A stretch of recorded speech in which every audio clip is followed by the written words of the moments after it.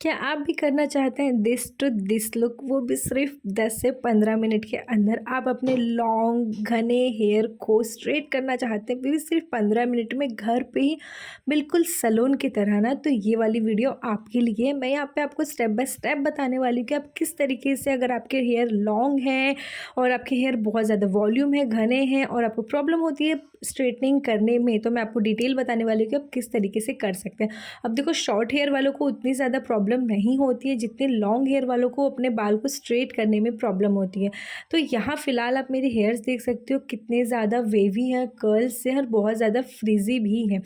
तो स्टार्ट करते हैं स्टेप 1 से। सबसे पहले आपको क्या करना है, आपके हेयर जो है ना वो बहुत अच्छे से क्लीन रहने चाहिए, यानी कि हेयर वॉश में ही आपको अपने स्ट्रेटनिंग करनी है। अगर आप 2 से 3 दिन के वॉश के बाद भी अगर आप सोचते हैं कि 2 से 3 दिन हो चुके, अब स्ट्रेट करूँगी तो लॉन्ग लास्टिंग रहेगा, ऐसा बिल्कुल भी नहीं होता है। आपको तुरंत वॉश के नेक्स्ट दिन ही या फिर सेम डे ही आपको अपने बाल को स्ट्रेट करना है, ठीक है। सेकेंड, अब आप क्या करेंगे, हम अपने बालों को अच्छे से कॉम कर लेंगे। जितने भी डिटेंगल है, टेंगल है, अपने बाल उलझे हुए हैं ना, उन सबको अच्छे से आपको सुलझा लेना है। और अब बाल को कर लूँगी मैं यहाँ पे मिडिल से 2 पार्टीशन। अगर आपका शॉर्ट हेयर है, थिन है हेयर, तो आप साइड पार्टिंग से भी कर सकते हैं।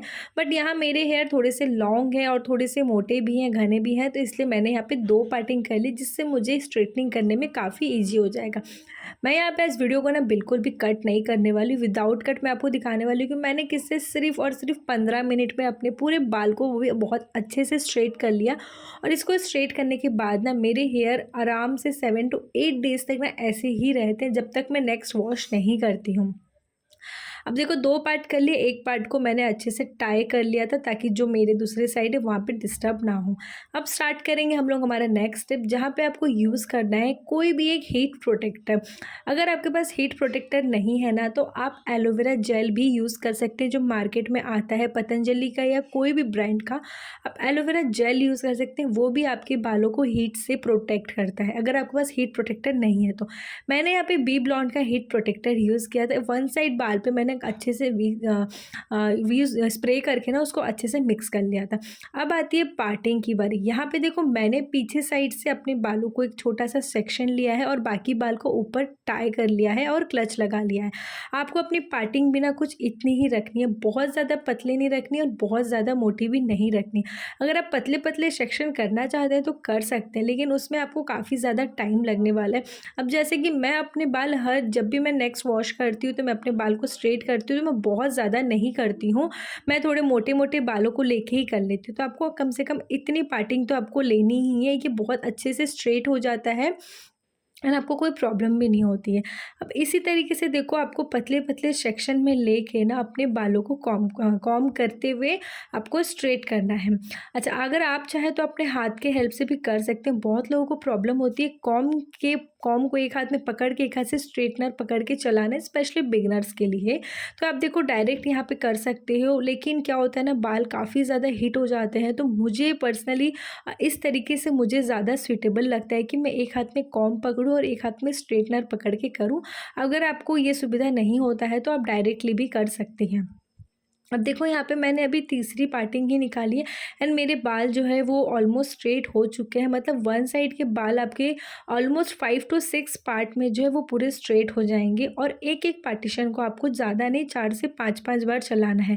देखो, इस तरीके से मैंने एक टेलकॉम लेके ना अपने बालों को जो है वो अच्छे से स्ट्रेट कर लिया है। अब स्ट्रेट कर रहे हैं ना, और ये वाले जो स्ट्रेटनिंग है ना, ये आपको इतने ज़्यादा कमाल के लगने वाले हैं। जब बहुत लोगों ने मुझसे ये पूछा था कि हम अभी स्ट्रेट कर रहे हैं तो हमारा जो स्ट्रेटनर है, मैं जो स्ट्रेटनर यूज़ कर रही हूँ वो आप लोगों को पता ही होगा, मैं यूज़ कर रही हूँ टाइटेनियम का 2.0 आइकॉनिक का प्रोफेशनल स्ट्रेटनर। बहुत लोगों का मुझे क्वेश्चन आया था, हमारा जो स्ट्रेटनर उसकी प्लेट थोड़ी थोड़ी हिल रही है तो क्या कोई प्रॉब्लम करेगा? वो बिल्कुल भी नहीं करेगा। मैंने भी जब बाय किया था तब भी उसकी प्लेट थोड़ी थोड़ी हिल रही थी और अभी भी हिल रही है, लेकिन जो मेरे बाल आप देख सकते हो खुद कितने अच्छे से स्ट्रेट हो रहे हैं। इससे इवन मैं अपने कस्टमरों का हेयर ट्रीटमेंट भी करती हूँ एंड वो काफ़ी अच्छा रिज़ल्ट देता है। सेकंड क्वेश्चन मुझे आया था कि हमारे स्ट्रेट करने के बाद भी जो हमारे बाल है वो वापस 1 घंटे में फ्रीज़ी हो जा रहे हैं, तो इसमें हम क्या करें? तो मैं आपको बता दूँ, इसमें स्ट्रेटनर की गलती नहीं है, मे भी आपके बालों में कोई प्रॉब्लम हो सकती है। पहला रीज़न हो सकता है कि या तो आप प्रॉपरली स्ट्रेट नहीं कर रहे हो, आपको करना नहीं आ रहा है, ये रीज़न हो सकता है। या फिर हो सकता है कि आप जो बाल को स्ट्रेट कर रहे हो ना, आपके बाल ही इतने ज़्यादा फ्रीज़ी है। बहुत लोगों के ऐसे हेयर्स मैंने देखे हैं जिनके स्ट्रेट करने के 1 घंटे बाद वापस उनके बाल बहुत फ्रीज़ी हो जाते हैं। तो आपको कोई अच्छा हेयर ट्रीटमेंट की नीड है, क्योंकि आपके बाल काफ़ी ज़्यादा रफ़ और बहुत ज़्यादा पफ़ी हो चुके हैं। अब देखो, बात करते करते ना मैंने ऑलमोस्ट अपना एक साइड का जो स्ट्रेटनिंग है ना वो यहाँ पे कंप्लीट कर चुकी हूँ, और ये कितना ज़्यादा प्यारा लग रहा है, बहुत ही अच्छे से आपके बाल को स्मूथ बना देता है, सॉफ्ट बना देता है। दूसरा, अगर आपको इसको ज़्यादा टाइम तक होल्ड करना है, लाइक आप सोचते हैं कि स्ट्रेट करने के बाद भी जो हमारे बाल है वो फ्रीज़ी हो जा रहे हैं, अगर आपको और ज़्यादा टाइम तक अपने बालों को होल्ड करके रखना है, तो आप क्या करेंगे? सबसे पहले हीट प्रोटेक्टर यूज़ करेंगे। उसके बाद स्ट्रेट करने के बाद आपके पास कोई भी हेयर स्प्रे होना चाहिए, कोई भी सेटिंग स्प्रे, जो हेयर सेटिंग स्प्रे आता है, होल्डिंग स्प्रे आता है, आपको वो लेके अपने बालों में अच्छे से स्प्रे करके कॉम्ब करके रखना है। क्योंकि होल्डिंग स्प्रे का काम होता है, हेयर स्प्रे का काम आप अपने बाल को जिस पोजीशन में रखेंगे वो उस पोजीशन में सेट हो जाता है। लाइक हम कर्ल करके जब स्प्रे यूज़ करते हैं तो वो कर्ल में ही रहता है, तो आपको स्ट्रेट करके आपको हेयर स्प्रे यूज़ करना है, फिर आपको कॉम्ब करना है, तो आपके बाल जो थोड़े टाइम तक रह सकते हैं, वरना आपको कोई अच्छे हेयर ट्रीटमेंट की ही नीड है। ठीक है, तो यहाँ पे ये सारी चीज़ें थी। फिर भी लोगों को बहुत कन्फ्यूज़न है कि क्या मेरा स्ट्रेटनर ख़राब है या फिर मुझे नहीं आ रहा है करना। तो देखो, स्ट्रेटनर हो सकता है आपका स्ट्रेटनर भी ख़राब हो। अगर आपको डाउट है तो आपने जहाँ से लिया था ना, सबसे पहले आपको ध्यान रखना है, आप जब भी अपना स्ट्रेटनर बाय कर रहे हैं ना, आपको शॉप में ही स्ट्रेटनर को निकाल के ऑन करके देखना है। इवन वो देखना है कि वो अच्छे से स्ट्रेटनर जो वो हीट हो रहा है या नहीं हो रहा है। अपने एक बाल में ना आप ट्रायल भी करके देखिए, क्योंकि मशीनरीज़ की चीज़ें हैं, ये रिटर्न नहीं होती है, और ये इतनी ज़्यादा कॉस्टली आती है ना कि दोबारा परचेज़ करना भी काफ़ी ज़्यादा मुश्किल हो जाता है। तो आपको हमेशा ना हर एक चीज़ को ना टेस्ट करके ही लेना होता है, विदाउट टेस्ट आपको कोई भी चीज़ नहीं लेनी है, तो इस चीज़ का ध्यान रखें। दूसरा, ये चीज़ डुप्लीकेट भी मिलती है, शायद आप लोग को पता नहीं चलता होगा। ऐसे बहुत सारे आजकल आप लोग को पता ही है, मार्केट में डुप्लीकेट चीज़ें भी आ गई है, तो आप लोग को बहुत सोच समझ के ध्यान से लें, और आप ऑनलाइन परचेज़ कर सकते हैं, बट ऑनलाइन में आप कहाँ से लें? आप मीशो वगैरह जैसी जगह से बिल्कुल भी ना लें।